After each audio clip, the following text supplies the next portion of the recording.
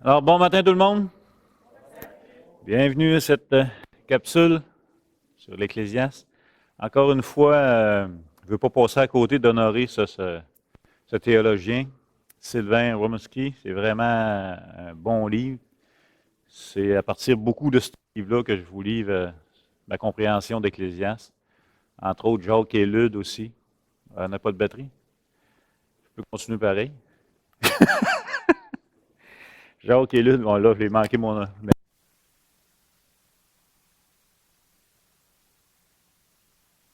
C'est vraiment éclairant. C'est tous des livres en français. Moi, je ne lis pas anglais, fait que... Il est dur à digérer? Ouais. Ben c'est sûr que c'est pas du lait. Ouais. Fait que c'est vraiment, vraiment un bon bouquin. Puis un livre à méditer. Donc, la semaine passée, on a vu le chapitre 6, le début. Cette semaine, on va terminer le chapitre 6. C'est un gros chapitre, le chapitre 6, parce que il cogne dur. Puis c'est le verset 12, c'est vraiment un verset incroyable. C'est le verset qui fait la transition entre les 6 premiers chapitres et le début du chapitre 7. On va voir la semaine prochaine, on va commencer à voir l'utilité de la sagesse. Il va commencer la semaine prochaine, le chapitre 7, à nous enseigner comment faire face aux événements avec la sagesse. Ça ne nous fera pas fuir des événements, ça ne nous fera pas sortir de ce monde, mais ça va nous faire utiliser la sagesse que Dieu nous donne pour mieux y vivre. Fait que je vais relire encore une fois le chapitre 6, les versets 7 à 12. Je vais faire la première lecture avec la sommeur, puis après ça, je prendrai la seconde pour poursuivre. L'homme ne peine que pour satisfaire ses besoins, et pourtant ses besoins ne sont jamais satisfaits. Car le sage de plus que l'insensé? Quel avantage le pauvre a-t-il de savoir se conduire sur le chemin de la vie? Mieux vaut ce qu'on a dans la main que tout ce qu'on pourrait désirer par la pensée. Cela aussi est dérisoire, autant courir après le vent. Ce qui a déjà été est bien connu, et l'on sait ce qu'est l'homme. Il ne peut contester, il ne peut pas contester avec celui qui est plus fort que lui. Plus on multiplie les paroles, plus on fait augmenter la frustration. Et à quoi cela nous avance-t-il? Qui peut savoir, en effet, ce qui est bon pour l'homme pendant sa vie, pendant les quelques jours de son existence dérisoire qu'il voit fuir comme une ombre? Qui pourra lui révéler ce qui arrivera après lui sous le soleil? Beau verset, le verset 12, hein? Vraiment beau verset. Donc, on va vraiment essayer de faire la finition du chapitre 6 ce matin. Les versets 7 à 9, qu'on vient de voir, tout le travail de l'homme est pour sa bouche, et cependant ses désirs ne sont jamais satisfaits. Car quel avantage le sage a-t-il sur l'insensé? Quel avantage a le malheureux qui sait se conduire en présence des vivants? Bien, ces versets-là semblent être un récapitulatif de la première partie du livre, dont la fonction était de décrire la condition humaine sous toutes ses formes, dans les 6 premiers chapitres. Il pourrait vouloir montrer que la vie laisse à tous les hommes une part d'insatisfaction dans les 6 premiers chapitres. Mais au verset 7, il va nous rappeler que on travaille pour vivre, mais comme on ne satisfait jamais son appétit, une fois pour toutes, c'est toujours à recommencer. On ne cesse de travailler, on passe sa vie à travailler. Pourquoi? Pour satisfaire, entre autres, un besoin primaire de se nourrir. Mais ce besoin-là n'est jamais comblé. La fameuse phrase « qu'est-ce qu'on mange ?» Ça revient chaque jour. Et ça vient rejoindre aussi le bonheur de se nourrir, que l'Ecclésiaste met en lumière beaucoup.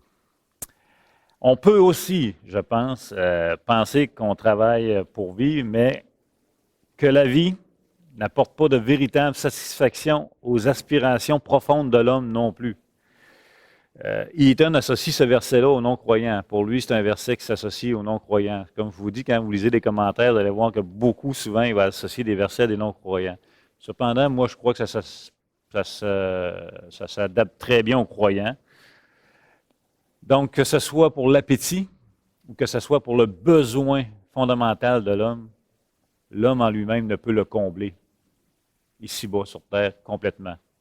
En d'autres mots, sous le soleil, il ne nous est pas permis de combler nos besoins une fois pour tout.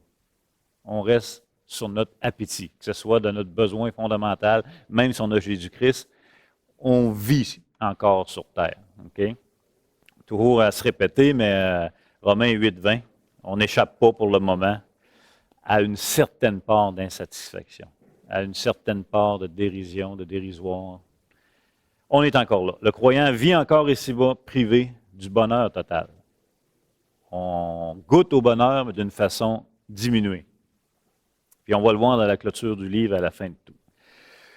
Donc le verset 8, c'est sûr qu'il faut l'associer avec le verset 7 aussi, là.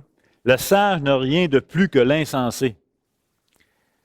Bon, encore une fois, là, la sagesse ne permet pas d'échapper dans cette vie présente aux misères de la condition humaine et à sa part d'insatisfaction. On l'a vu, il l'a mis en lumière. Encore une fois, il n'y a pas d'avantage pour le sage sur cette facette-là. Parce que c'est pas parce que tu es sage que tu vas satisfaire ton appétit une fois pour tout. C'est pas parce que tu es sage que tu vas combler tous les besoins fondamentaux de ta vie ici-bas sur terre. Tu vas rester limité. Donc, en ce sens, encore une fois, en ce sens seulement, le sage n'a pas plus d'avantage que l'insensé. Ce n'est pas que la sagesse n'a aucun avantage dans cette vie. Il ne faut pas partir de l'autre bord. OK? On va se le rappeler, là. Ecclésiaste 2, 13, 14. Et j'ai vu que la sagesse a de l'avantage sur la folie, comme la lumière a de l'avantage sur les ténèbres. Le sage a ses yeux à la tête et l'insensé marche dans les ténèbres. Mais j'ai reconnu aussi qu'ils ont l'un et l'autre un même sort, c'est-à-dire la mort. Donc la sagesse est d'une utilité incroyable. Il l'a mis en lumière dans les premiers chapitres, et il va le mettre en application à partir du chapitre 7. Okay? La sagesse a aussi un avantage dans l'au-delà. Il en a parlé 3, 17.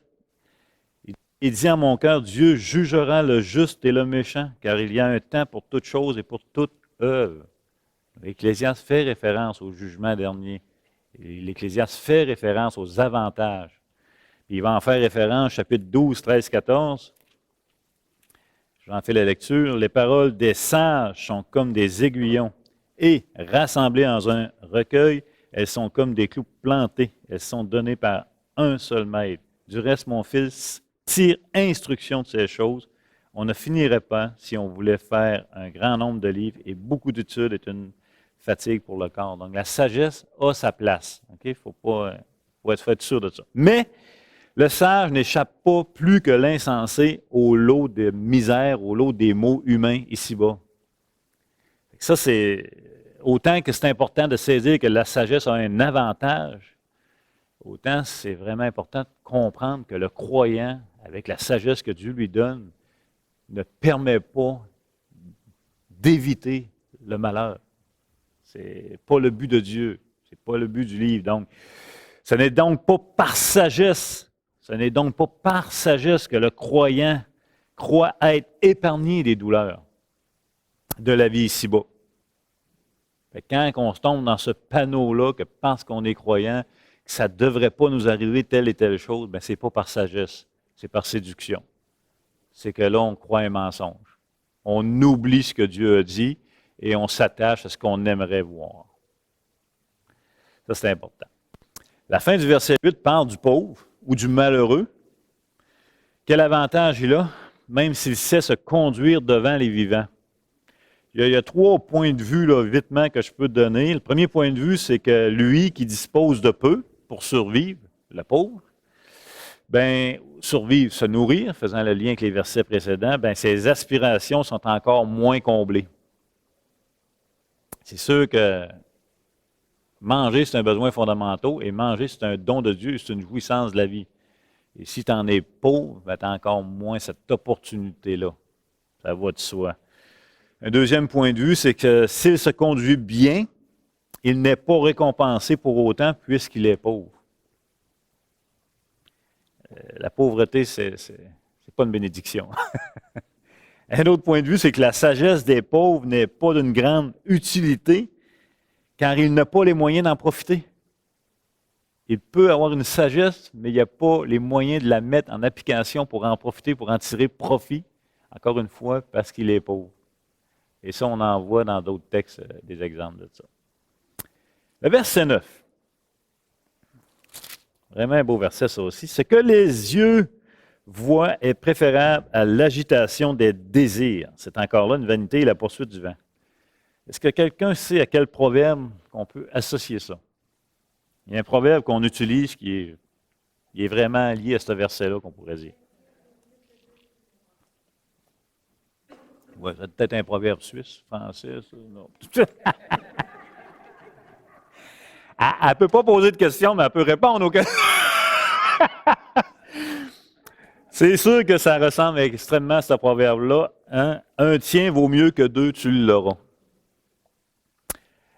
Le mot désir ici peut désigner le souffle de vie. Souvent, des fois, dans les Écritures, ce mot-là est traduit par souffle de vie. Donc, certains y voient le départ du souffle de la vie, c'est-à-dire la mort. Et ils l'interprètent comme ça, et c'est comme s'il dirait, mieux vaut la vie, présentement sur terre, amoindrie, avec ses lots de misère, que la mort. Un tien vaut mieux que deux, tu l'auras. D'autres comprennent le mouvement du désir.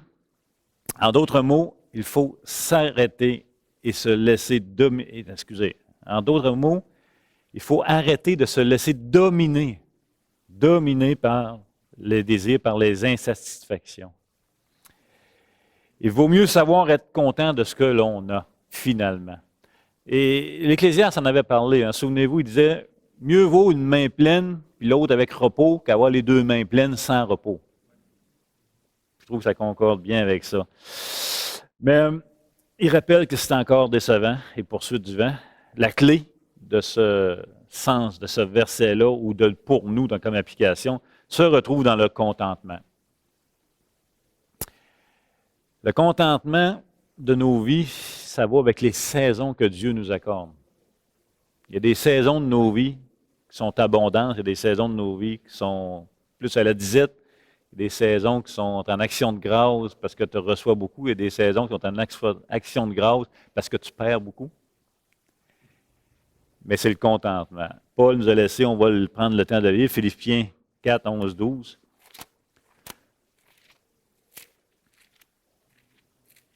Phil.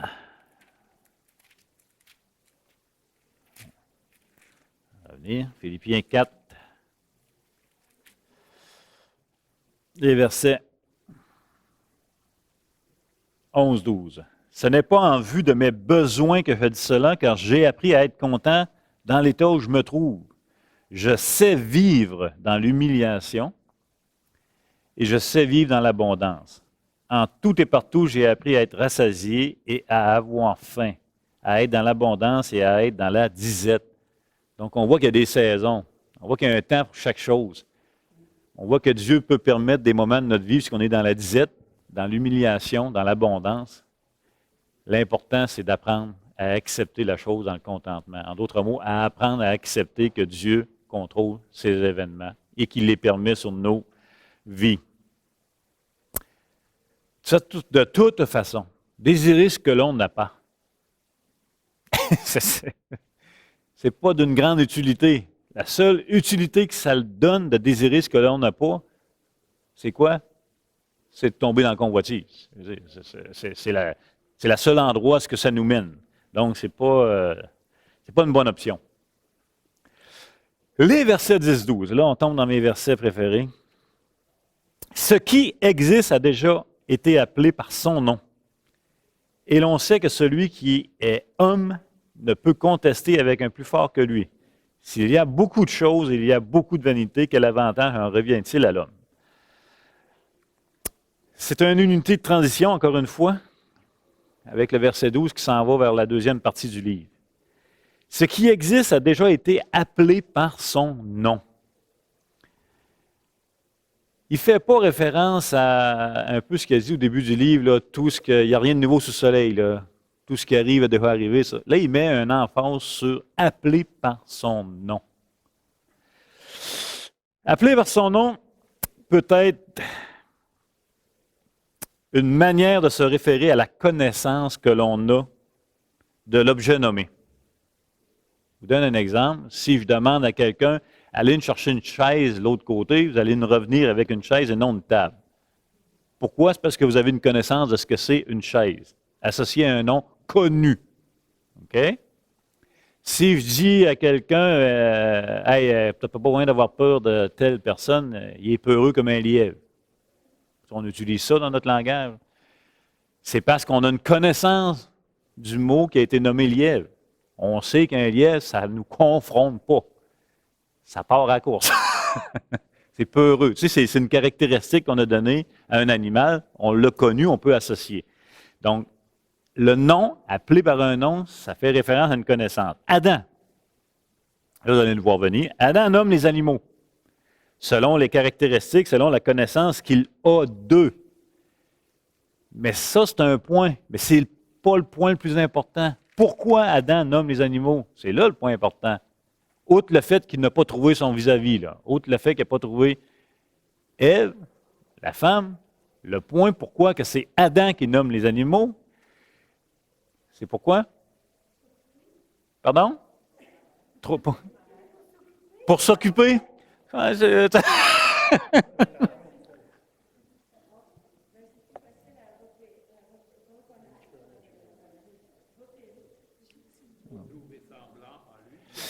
OK, on recommence.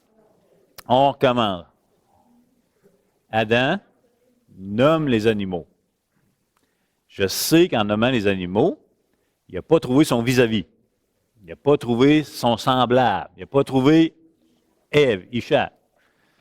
Néanmoins, il y a une raison pourquoi Adam nomme les animaux. L'acte de nommer, c'est quoi? Ça veut dire quoi?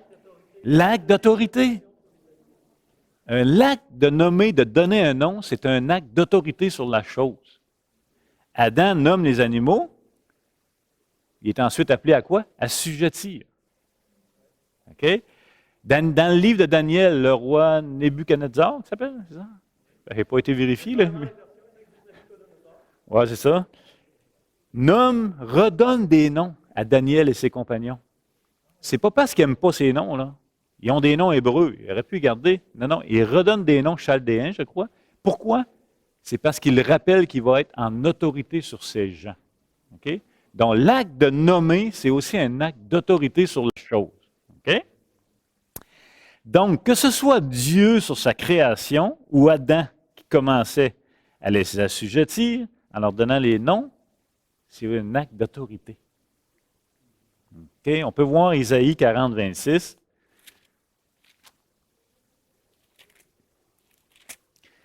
Isaïe 40, 26. Levez vos yeux en haut et regardez qui a créé ces choses, qui fait marcher en ordre leurs armées.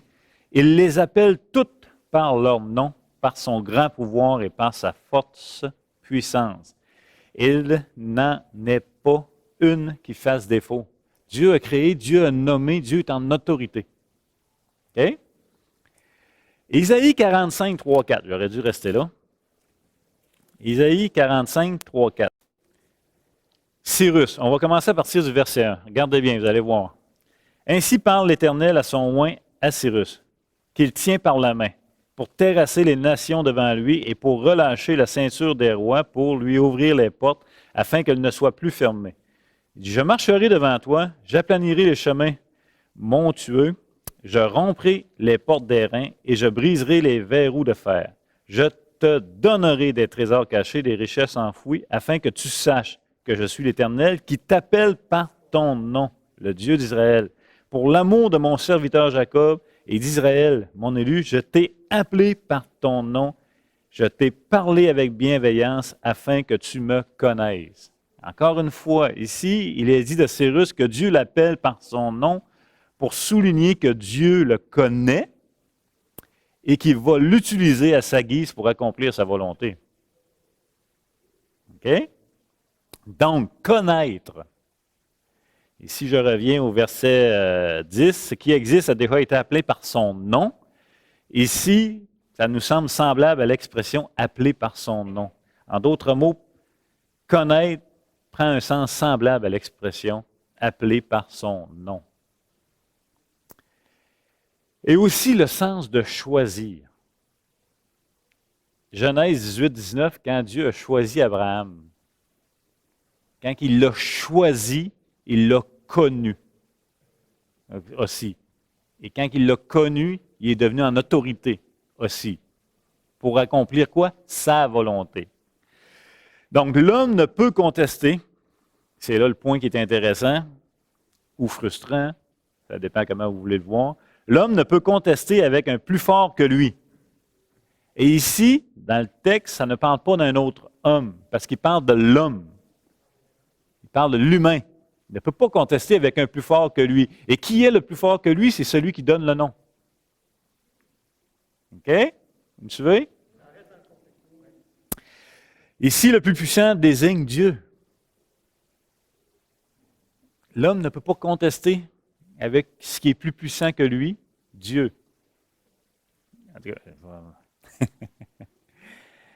Dieu a déterminé notre condition qui a été dépeinte du chapitre 1 au chapitre 6 comme misérable, lamentable et décevante. Donc, le point du Qoéleth, le point de notre sage, de notre maître de sagesse est celui-ci. C'est qu'il nous invite à ne pas contester avec lui. Pas avec le Qoéleth, avec Dieu.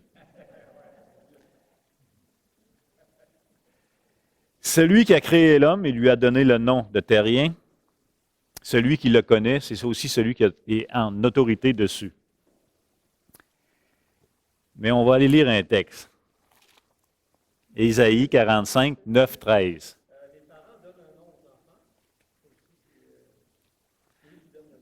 Oui, c'est sûr que nous, comme parents, on donne le nom aux enfants. Puis même si on voudrait se départir de l'autorité, quand ils font des mauvais coups à l'école, on apprend assez vite qu'on est en autorité dessus. Quand ils vont bien, c'est pas de notre faute. Quand ils vont mal, c'est à toi, cet enfant-là. C'est bien connu, là. Mais effectivement. Ésaïe 45, les versets 9 à 13. Malheur à qui conteste avec son Créateur. 45, 9. Vase parmi des vases de terre. L'argile dit-elle à celui qui la façonne, que fais-tu? Et l'œuvre dit-elle à l'ouvrier, tu n'as point de main. Malheur à qui dit à son père, pourquoi m'as-tu engendré? Et à sa mère, pourquoi m'as-tu enfanté? Ainsi parle l'Éternel, le Saint d'Israël et son Créateur. Veut-on me questionner sur l'avenir, me donner des ordres sur mes enfants et sur l'œuvre de mes mains? C'est moi qui ai fait la terre et qui sur elle a créé l'homme. C'est moi, ce sont mes mains qui ont déployé les cieux et c'est moi qui ai disposé toutes leurs armées. C'est moi qui ai suscité Cyrus dans ma justice et j'aplanirai toutes ses voies, je rebâtirai ma ville et libérerai mes captifs sans rançon ni présent, dit l'Éternel des armées. Ça fait penser au texte que Paul, vous vous souvenez, Paul dans Romains, c'est un peu une réplique de Paul, mais c'est pour ça que je voulais le lire là-dessus. Encore une fois, le croyant, un des critères qui différencie le croyant du non-croyant dans les Écritures, quand Dieu parle du croyant, il va dire « Je t'ai connu. Je te connais par ton nom. » Ça rappelle encore une fois l'autorité de Dieu sur le croyant. On va lire Jean 1, 40 à 51. Jean, chapitre 1, les versets 40 à 51. André, frère de Simon-Pierre, était l'un des deux qui avait entendu les paroles de Jean et qui avait suivi Jésus. Ce fut lui qui rencontra le premier son frère Simon. Et lui dit, « Nous avons trouvé le Messie. » Et il le conduisit vers Jésus. Jésus, l'ayant regardé, dit, « Tu es Simon, fils de Jonas, tu seras appelé Céphas, ce qui signifie Pierre. » Déjà là, le nom. Le lendemain, Jésus voulut se rendre en Galilée et il rencontra Philippe et lui dit, « Suis-moi. » Philippe était de Bethsaïda, de la ville d'André et de Pierre. Philippe rencontra Nathanaël et lui dit, « Nous avons trouvé celui de qui Moïse a écrit dans la loi, dont les prophètes ont parlé, Jésus de Nazareth, fils de Joseph. » Nathanaël lui dit, « Peut-il venir de Nazareth quelque chose de bon? » Philippe lui répondit, viens et vois. Jésus, voyant venir à lui Nathanaël, dit de lui, voici vraiment un Israélite dans lequel il n'y a point de fraude. D'où me connais-tu? Lui dit Nathanaël. Jésus lui répondit, avant que Philippe t'appelle, quand tu étais sous le figuier, je t'ai vu. Et ici, voir et connaître, c'est la même chose. Nathanaël répondit et lui dit, Rabbi, tu es le Fils de Dieu, tu es le roi d'Israël, etc. C'est pourquoi je vous parle de ça, parce que c'est un peu tout ce qui nous est arrivé aux croyants. Dieu nous a vus. Dieu nous a connus avant même qu'on le réalise. Et Dieu nous connaît par notre nom. Et Dieu nous donne un nom. Fait que ça vient encore une fois rejoindre ici ce que le point de l'Ecclésiaste, l'invitation qui nous appelle à ne pas contester avec Dieu notre Créateur. Job a aussi demandé à Dieu de s'expliquer au sujet de ses malheurs. Mais il a dû apprendre que Dieu ne rend pas de compte à l'homme sur sa conduite de l'histoire dans l'humanité.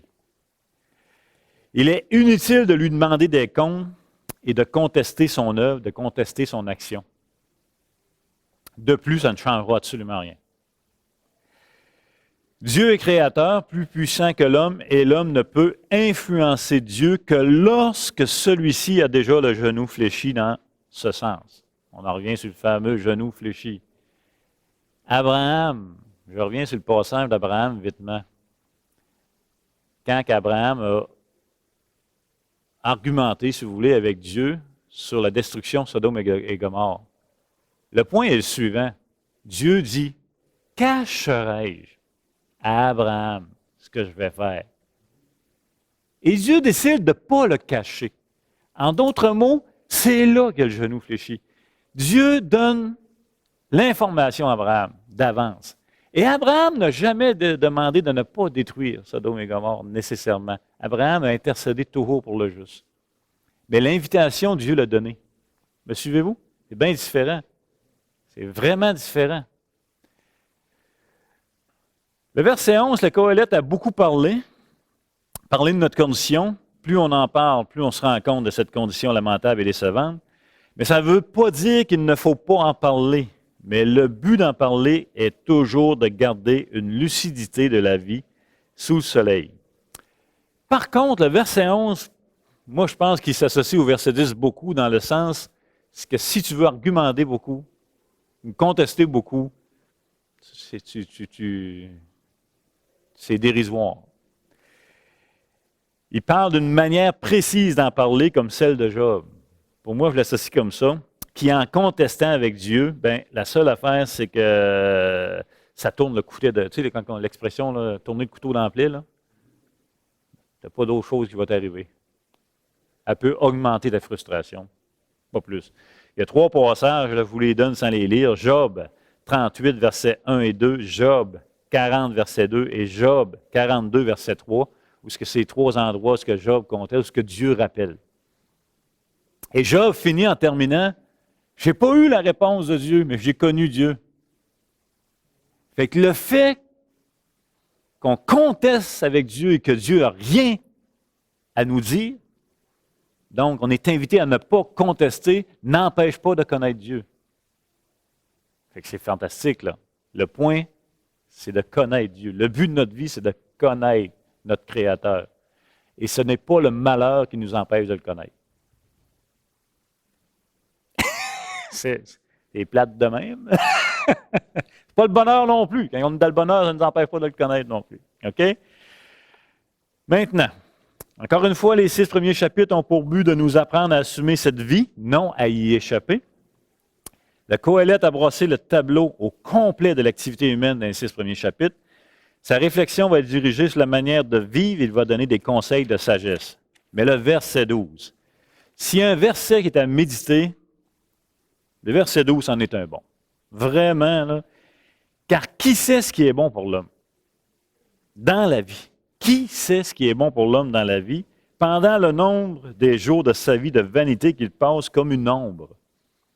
Et qui peut dire à l'homme ce qui sera après lui sous le soleil? 2 questions. Alors, que l'on s'apprête à recevoir, alors que là, on s'en va vers le chapitre 7. On va s'apprêter à recevoir plein de conseils, OK? Pour vivre cette vie, à prendre des décisions bonnes pour chacun de nous. Mais le verset 12 nous rappelle notre limite. Pourquoi? Si je vous pose la question, prendre des décisions implique nécessairement quelque chose. Qu'est-ce que ça l'implique? Pardon? De l'analyse, un engagement, conséquences, responsabilité. Vous êtes vraiment des bons croyants, là. La foi, mais regardez bien. Prendre des décisions implique nécessairement quelque chose tout commun à nous. C'est quoi? Oui. Restez dans le contexte du verset 12. Regardez bien. En remettre à Dieu. Moi, quand je prends des décisions, je connais mon passé, OK? Ça va bien, je vais me servir de mon passé pour m'éclairer dans mes décisions.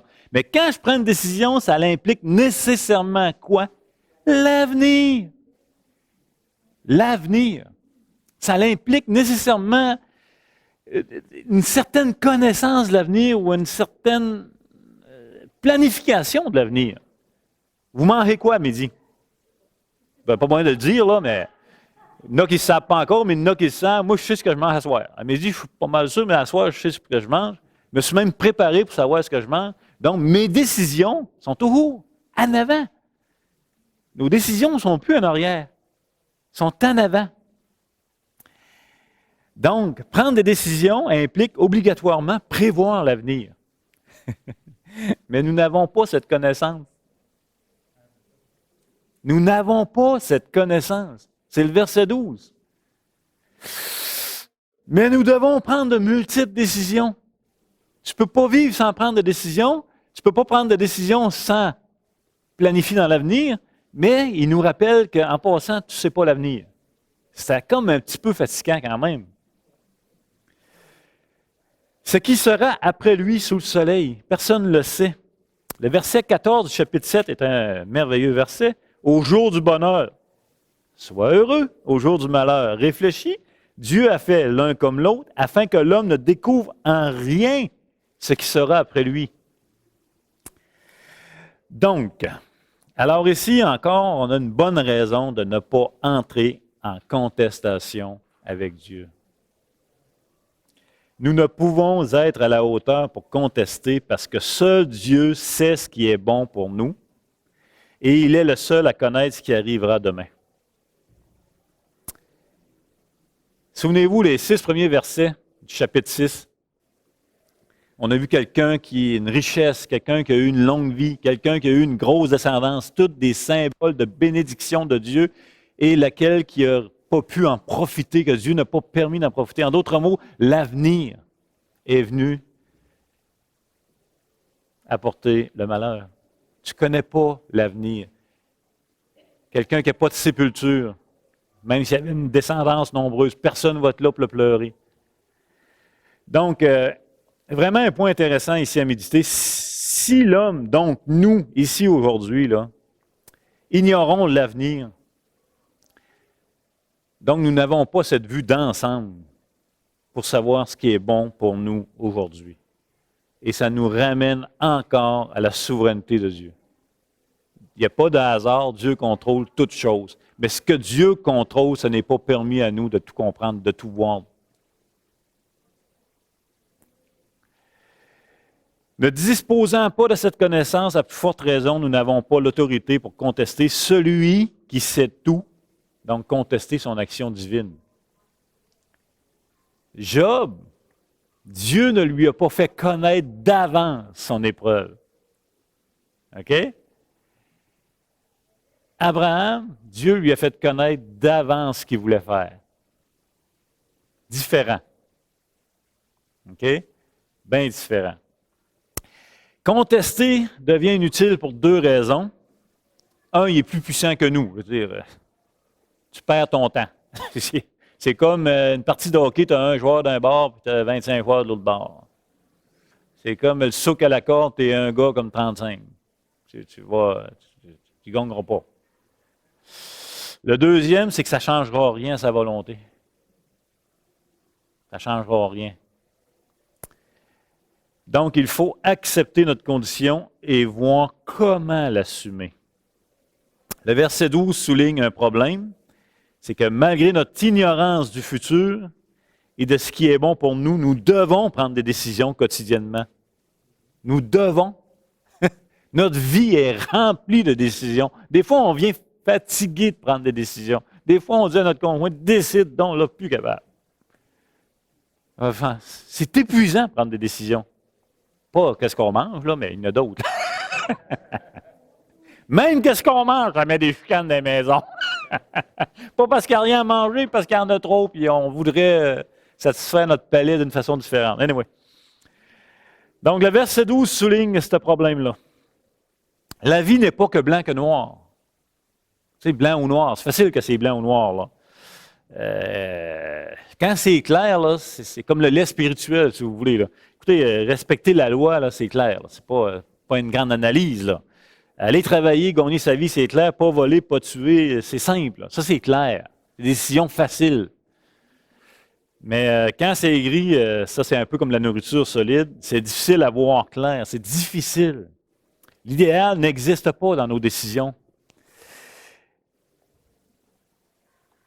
On ne peut pas voir plus clair que où nous habitons. Nous sommes encore loin du Seigneur, nous sommes encore dans un corps de mort.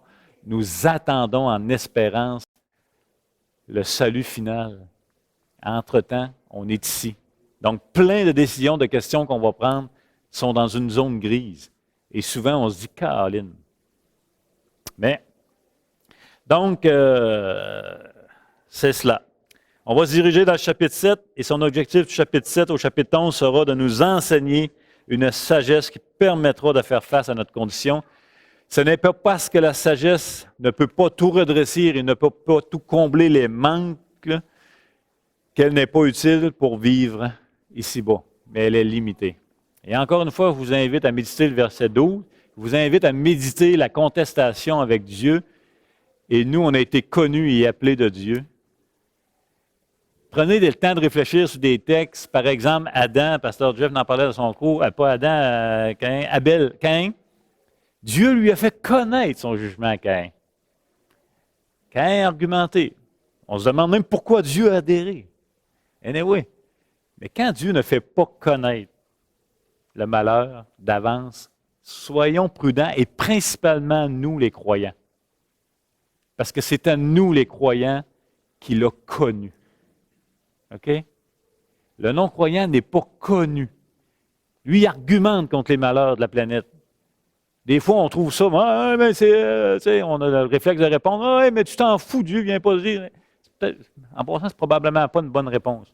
Mais nous, les croyants, comment on vit avec ça? L'invitation du Coëlette, c'est argumente pas trop. C'est pas la bonne voie. Mais ça demande beaucoup de réflexion. Amen. Et Dieu vous bénisse.